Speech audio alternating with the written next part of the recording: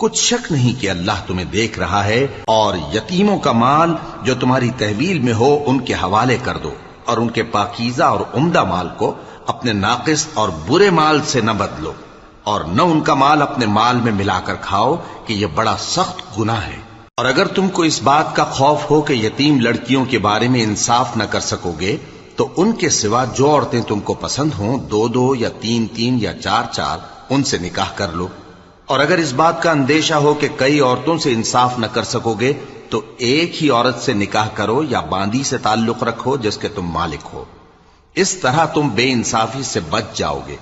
اور عورتوں کو ان کے مہر خوشی سے دے دیا کرو، ہاں اگر وہ اپنی خوشی سے اس میں سے کچھ تم کو چھوڑ دیں تو اسے مزے سے کھا لو۔ اور کم عقلوں کو ان کا مال جسے اللہ نے تم لوگوں کے لیے سبب معیشت بنایا ہے مت دو، ہاں اس میں سے ان کو کھلاتے اور پہناتے رہو، اور ان